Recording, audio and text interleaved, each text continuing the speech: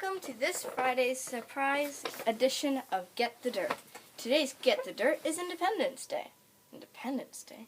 What's Independence Day? I'm so glad you asked. Let's get the dirt on this very important holiday.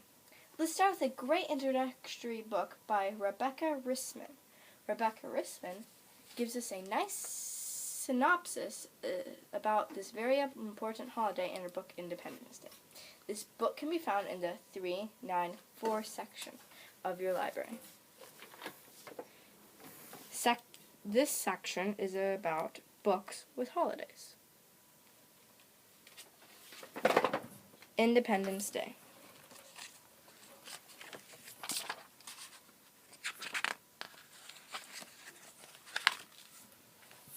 What is a holiday? A holiday is a special day people celebrate holidays.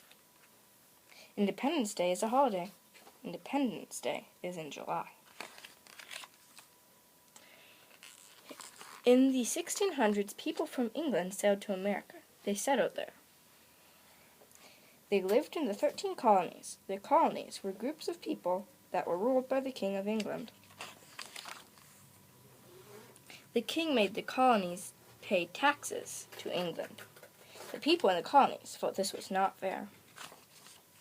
The people in the colonies wanted to be free. They wanted to be in their own country. The King of England did not want the colonies to become free.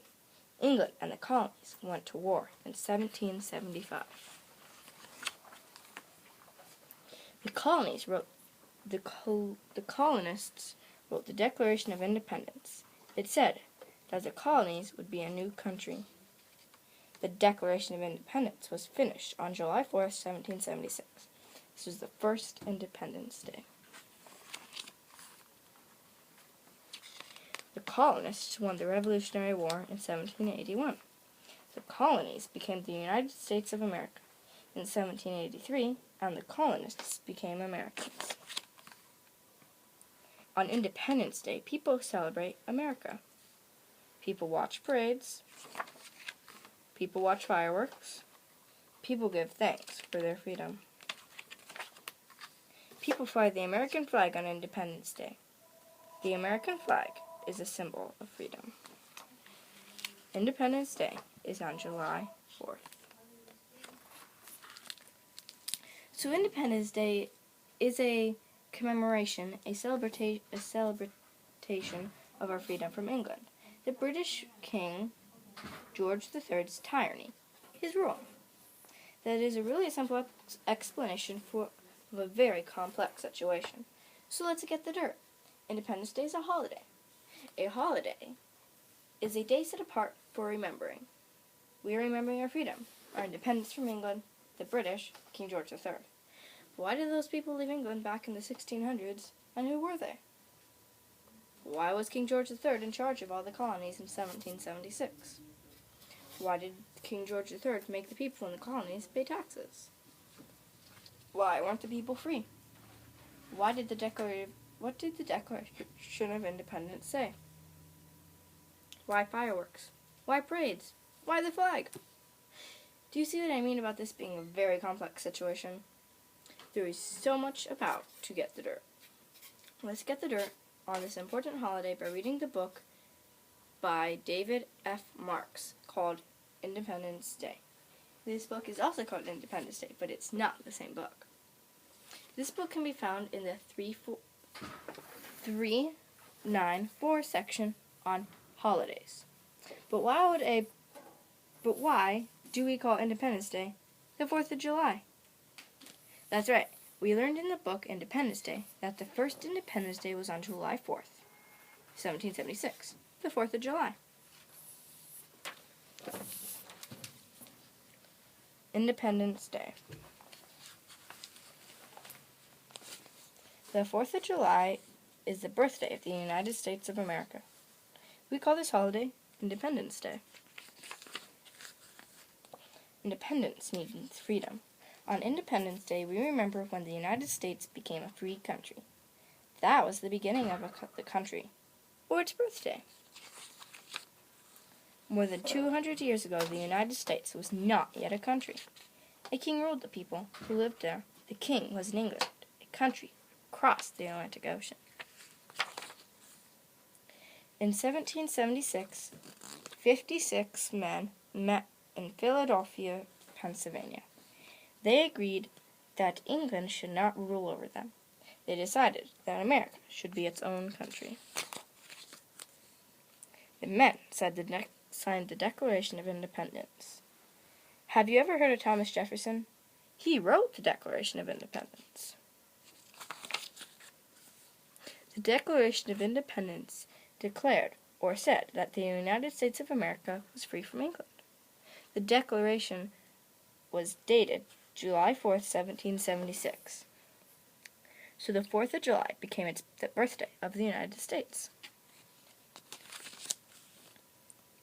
Every year on Independence Day, Americans celebrate their nation's birthday. With huge parties, there's a celebration from more than 100 years ago. In some towns, 4th of July morning starts with a big pancake breakfast. Independence Day parties are always decorated in America's special colors, red, white, and blue. These are the colors of the American flag. Many towns have Independence Day parades. Some people carry American flags as they march down the street. The nation's birthday party lasts into the night. People gather in parks and have picnics. They wait for the sun to set. Then it's time for fireworks. What a great way to end the holiday. Fireworks are pretty, but they are also very loud. Fireworks are just another way to shout, "Happy birthday, United States." Now let's hear a bit about what our forefathers were pensioning in the Declaration of Independence. I'm going to read some excerpts out of the Declaration of Independence. In Congress, July 4th, 1776, the unanimous Declaration of the 13 United States of America, when in the course of human events it becomes necessary for one people to dissolve the political bands which we have connected them with one another, and to assume among the powers of the earth, which separate an equal station to which the laws of nature and nature's God entitle them, a decent respect to the opinions of mankind requires. They should declare the causes which impel them to separation. We hold these truths to be self-evident, that all men are created equal. They are endowed by their Creator with certain inalienable rights. That among these are life, liberty, and the pursuit of happiness. That to secure these rights, governments are instituted among men, deriving their powers from the consent of the government. He has refused his assent to laws. He has forbidden his governors. He has refused to pass other laws. He has obstructed the administration of justice, for quartering large bodies of armed troops among us, or cutting off our trade, for imposing taxes on us without our consent. Wow, we sure have lots to be thankful for on this holiday. All men are created equal, endowed by their Creator, unalienable rights, life, liberty, pursuit of happiness, safety, future security. So now that we got the dirt on why we celebrate Independence Day, let's look at some of the symbols we associate with Independence Day. Why red, white, and blue? Let's get the dirt in this book by John Herman. It's called Red, White, and Blue, the story of the American flag. What's interesting about this book is that it's found in the 9 to 9 section of the library. Remember our poem, If the Address is 9 to 2, or B, you have found a biography.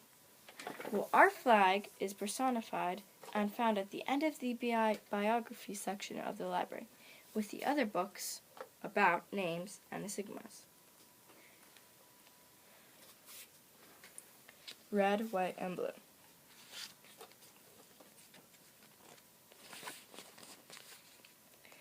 We all know the American flag.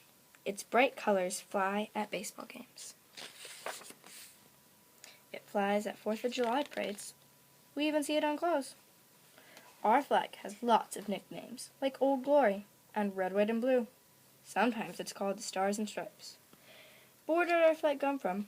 Who decided what it would look like? The truth is that no one knows for sure. Back in the 1700s, America didn't have a flag. It didn't need one. It wasn't even a country yet. It was just 13 colonies. The colonies belonged to England. The English flag flew in towns from New Hampshire to Georgia. But as time went on, the 13 colonies didn't want to belong to England anymore. Americans decided to fight for their freedom. A war began. It was the American Revolution. Now a new flag was needed, an American flag. Who made our first flag? Some people say it was a woman named Betsy Ross. Maybe you've heard of her. Betsy Ross owned a sewing shop in Philadelphia. She was famous for her sewing. The story is that one day a general came to see her. The general was George Washington. He was the head of the American Army. General Washington wanted a new flag. It would make his soldiers feel like a real army fighting for a real country.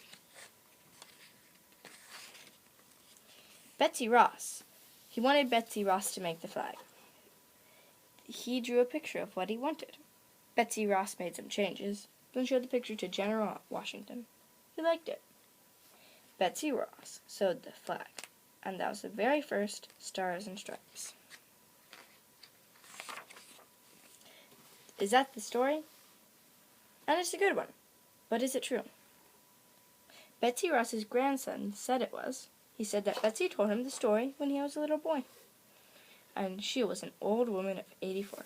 But there's no proof that's it for this story. So what do we know for sure? We knew that during the Revolution, the colonists used lots of different flags. But once the colonies became the United States of America, the country needed one flag, the same flag for everybody. So on June 4th, 1777, a decision was made. The flag was going to have 13 red and white stripes. The flag was also going to have 13 white stars on a blue background. For one for each of the 13 colonies. Now that the United States had a flag, Congress had picked the colors and the stars and stripes. But Congress did not say where the stars and stripes had to go. So the flag still did not always look the same. Some people could put them any way they liked. Sometimes the stripes were up and down like this. Sometimes the stars were in a circle like this. But nobody minded. Up and down or side to side, the stars and stripes still stood for the United States. Over the years, the flag became more and more important to the people. In 1812, the United States was at war with England again. British soldiers came to America. They sailed up rivers. They marched down our streets. They even burned the White House, the home of the president.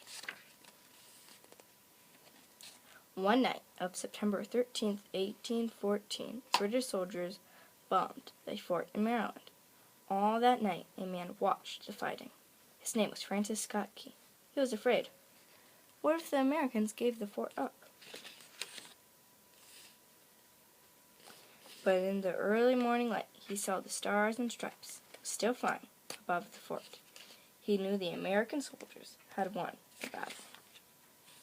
He felt felt very proud. He wrote a poem about the flag on the fort. The poem was the Star-Spangled Banner. Later, that poem was put to music. This song about our flag became a song for our whole country. The flag that Francis Scott Key saw had 15 stripes and 15 stars. Why?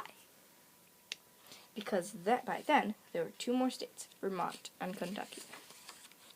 Our country was getting bigger. People were heading out west. In time, more places. We're going to want to be states. Soon there would be too many stripes to fit on the flag. Congress had to do something. In 1818, this is what they decided.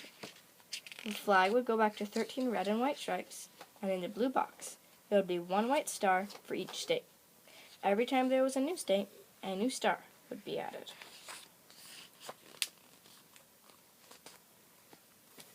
At last, the stars and stripes looked the same everywhere. It flew, and Americans were proud of their flag. They took the flag with them as they moved west. The flag crossed the Mississippi River and the great grassy plains and the Rocky Mountains. It made it all the way to California. More and more states were added to the country, and more stars were added to the flag. By 1837, there were 26 stars on the flag. By 1850, there were 31. One country, one flag. But then, in 1861, something happened. Our country split in two. 11 states in the South broke away from the United States of America. They started their own country. It was called the Confederate States of America. Abraham Lincoln was president of the United States. He said all the states had to stay together. War broke out, the Civil War. It was a very sad time in the history of our country. The 11 southern states stopped flying the stars and stripes. They had their own flag. In the north, some people wanted 11 stars taken off the stars and stripes. But Abraham Lincoln would not do that. He said the states would get back together. He was right. The Civil War ended in 1865. The North won. And the United States was one country under one flag again. On June 4th, 1877, the flag had a birthday, a big one. It was 100 years old. All across the country, people had picnics and parties and parades. June 14th became a holiday, Flag Day. Today, our flag has 50 stars for the United States of America. Some flags are huge. One weighs 500 pounds. It is flown every 4th of July from the George Washington Bridge. The American flag flies in towns and cities from coast to coast. That's not all. In 1969, 2 American astronauts were the very first people ever to land on the moon. The astronauts took lots of moon rocks back to Earth. They also left something on the moon, stars and stripes. And you know what? Our flag is still flying there.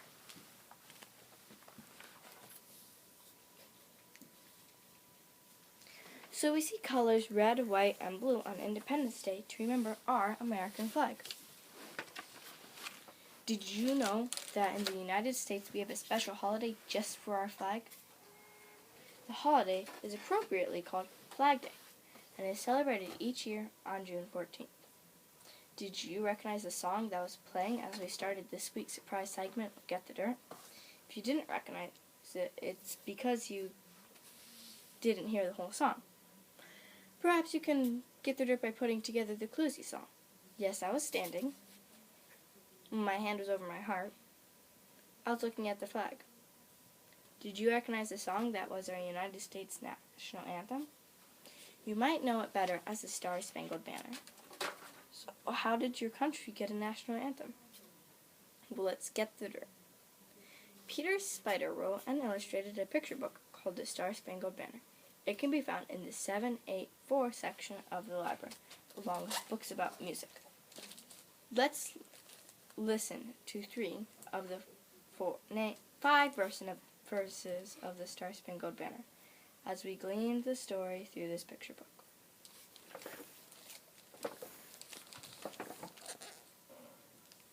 Since I am holding the book for you to see the pictures, I will not be standing for this rendition of the national anthem.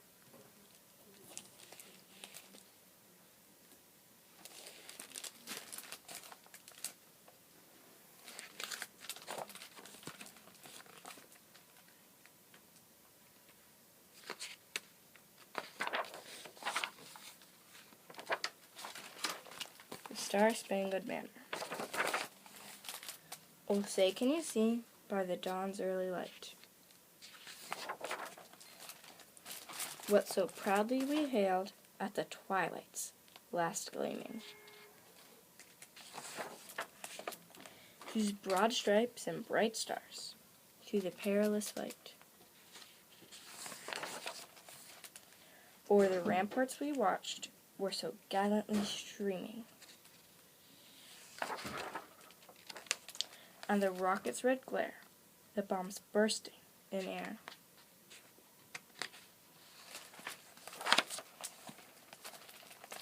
gave proof through the night that our flag was still there.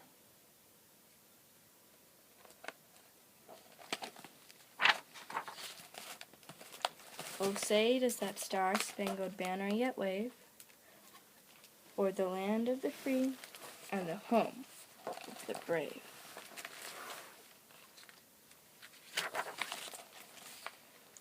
On the shore dimly seen through the mists of the deep, where the foe's haughty host in dread silence reposes.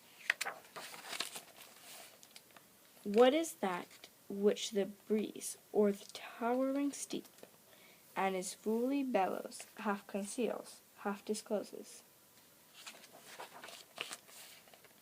Now it catches the gleam of the morning's first beam,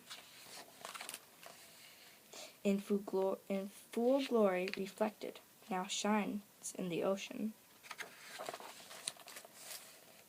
'Tis the star-spangled banner, oh long may it wave o'er the land of the free and the home of the brave. Oh, thus be it ever when freemen shall stand between their loved home and the war's desolation. Blessed with victory and peace, may heaven rescued land. Praise the power that hath made and preserved us a nation. Then conquer we must, when our cause it is just. And this be our motto, in God is our trust. And the star-spangled banner in triumph shall wave o'er the land of the free and the home of the brave. Did you see the connections between the rocket's red glare, the bombs bursting in air, and the fireworks set off on Independence Day? Let's get the dirt. Do you remember how we mentioned earlier in this episode that we pensioned our independence from King George III's England through our Declaration of Independence back on July 4th, 1776? Well, the United States had one last fight with England during the War of 1812. During this fight, the United States Fort McHenry, came under attack. A United States doctor was captured by the British and taken aboard a British ship. Francis Scott Key, the writer of the words "The Star-Spangled Banner," was one of two men sent to negotiate the doctor's release. Fortunately, unfortunately, Francis Scott Key heard the British plans to attack Baltimore, Maryland, the location of Fort McHenry. Key and Skinner, the other man with Key, were held aboard the British ship overnight. All night, Key and Skinner saw the rockets red glare, the bombs bursting in air, and in the morning he saw the Star-Spangled Banner, the United States flag, yet wave, and the Americans had won. And why Independence Day parades? Let's get the dirt. A parade is a procession of people because of a celebration. And why are we celebrating on Independence Day? We are celebrating our independence. First, it was our independence from England's King George III. Now it is to celebrate continued independence from tyranny and the freedoms that independence affords. Every country has a 4th of July, and many countries have an Independence Day, but no other country has their Independence Day on July 4th. That's one of the things that make our Independence Day unique. Most countries have a flag, but not every country has a flag that is red, white, and blue. And no other country has a red, white, and blue flag just like ours. That makes our American flag unique. Many countries have a national anthem. The United Kingdom's national anthem has a piggyback song, America. The United States national anthem is a piggyback song to Acronym in Haven. Standing during the playing of the United States national anthem is a sign of respect and gratefulness for our country. But you will not be punished if you choose not to do so. You do not have that freedom in other countries. That's one of the things that make the United States of America the most unique of all, freedom. Thanks for joining us for today's surprise episode of Get the Dirt. Join us next Friday for another surprise episode of Get the Dirt. Want to get the dirt on more about the United States Independence Day? Be sure to be digging deeper at your local library.